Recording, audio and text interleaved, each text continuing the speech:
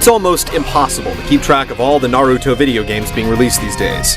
It's quickly reaching the saturation point as the same story can only be told so many times. Making matters worse, many of them rarely end up on the good side of average. An auspicious entry in the series, Naruto Ultimate Ninja Storm, seeks to supplant its lukewarm lineage with style, sass, and some undeniably kick-ass graphics. Does the forecast look good, or will you have to weather this storm? Fire stuff! Two flame bomb!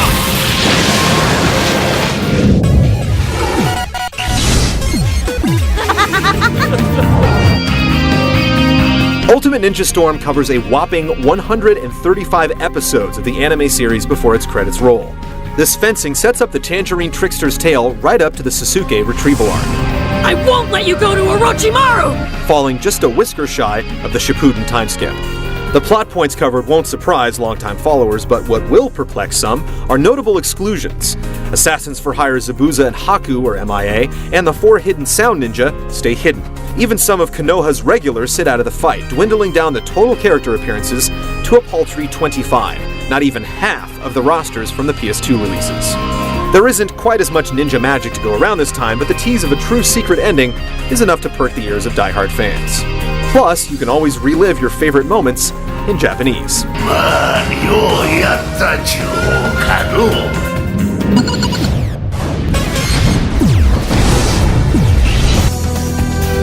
Like Ultimate Ninja 3 and Rise of a Ninja before it, Storm drops players under the verdant canopies of Konoha Village, an open-world hub suitable for some quest-taking, scroll collecting, and treasure finding when the opportunity presents itself. The world is inviting, allowing players to stretch their legs with some fancy somersaults, harrowing Naruto cannons, and breakneck sprints through the streets. As a ninja for hire, you'll find that there's almost always something that needs to get done in the village, shown by telltale markers on the map. Side missions will often have you vaulting through trees, playing hide-and-go-seek, and collecting scrolls in the fastest time possible. Main missions ask you to throw down in a fight with varying conditions. It's a river that the series has drifted down before, and to be frank, it's disheartening to be playing the same glorified minigames the third time around. Alright! What Storm lacks in variety, it tries to make up for in bulk. There are tons of missions, and the occasional sprinkling of achievement-based accomplishments like logging in a certain amount of hours into the game.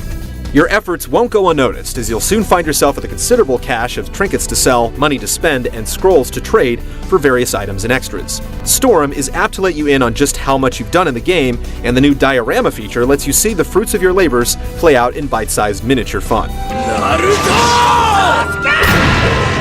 The world of Naruto is scenic, but restricted.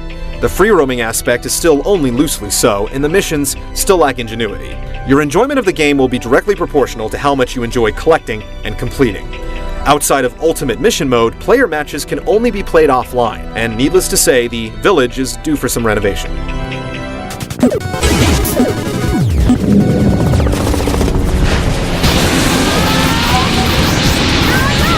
Naruto has always found more answers with his fists than his wits, and combat is the primary focus here. It's a deadly tango of shurikens and special moves, with the occasional ultimate ninjutsu peppered in for good measure. Storm retains a familiar set of fighting features, some good, some bad. Good are the substitution jutsus, split-second maneuvers that answer aggression with a poof of smoke.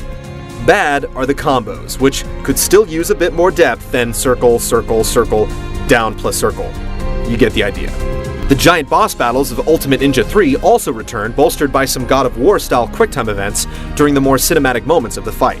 There's only about 3 in all, but at least they break up some of the monotony. And then there are the new additions, which include a questionable new camera angle, character assists a la Marvel vs. Capcom 2, and Awakening Mode, which, as the name implies, gives your character's true potential a stiff nudge and a corresponding transformation. Rack up the combos, and you'll even enter Storm Mode, setting your character ablaze to get your Samurai Showdown on. Just like its ilk, Storm's easy to play and even easier to master. It's great for young ninjas, but not so much for the older crowd. The game sometimes sparkles with opportune substitution jutsus and well-timed assists, but for the most part, Storm's still playing with the same rusted tools. How shall I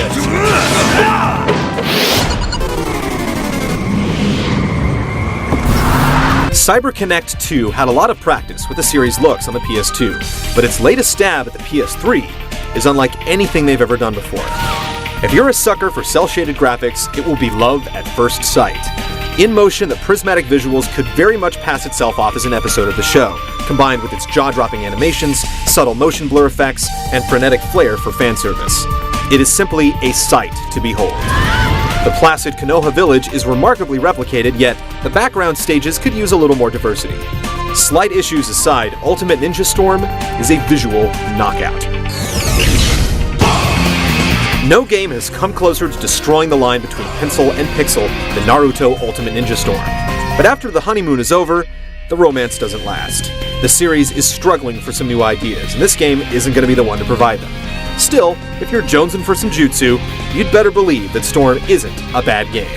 It's just not a great one either.